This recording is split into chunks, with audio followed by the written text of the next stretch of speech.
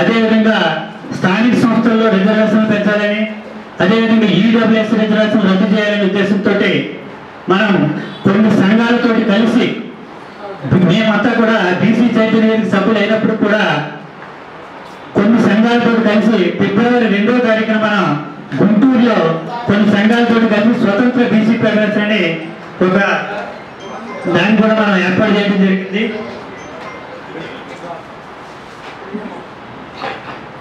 దాంట్లో భాగంగానే మొన్న మన 16వ తారీఖున మనం విజయవాడలో స్వతంత్ర బీసీ ఫెడరేషన్ ఆధ్వర్యంలో మనం ఒక రౌండ్ టేబుల్ సమావేశం ఏర్పాటు చేయడం జరిగింది.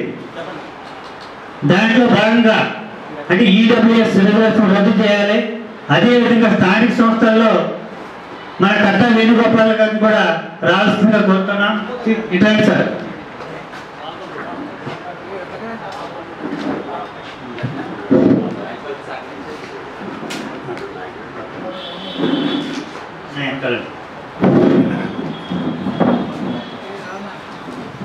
ఇటు వచ్చాడు సార్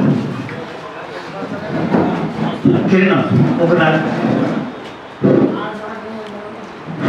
కుల సంఘ పెద్దలు ఇటు వస్తే బాగుంటుంది. మన గంటా వెంకట గారు, అదేవిధంగా రాయపల్లి వెంకట గారు, మన పామర్తి వెంకటరామి గారికి కూడా రావాల్సిందిగా కోరుతున్నా. కిరణ్ నాకు చేయలేదు.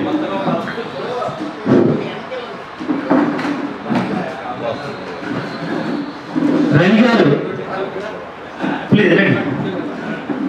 కోమటి రవి గారు,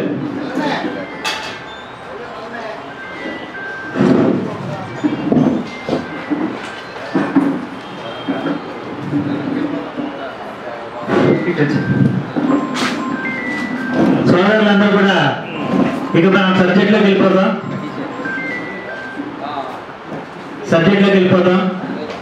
ఈరోజు ప్రత్యేక ఎజెండా జనగణనలో సమగ్ర కులగణన, అదేవిధంగా చట్టసభల్లో తామాసా ప్రకారం రిజర్వేషన్లు, ఈడబ్ల్యూఎస్ రిజర్వేషన్ రద్దు, అదేవిధంగా స్థానిక సంస్థల్లో రిజర్వేషన్ తెలంగాణలో మాదిరిగా ఇక్కడ కూడా 42% పెంచాలని మనం ఈ సమావేశం ఏర్పాటు చేయడం జరిగింది.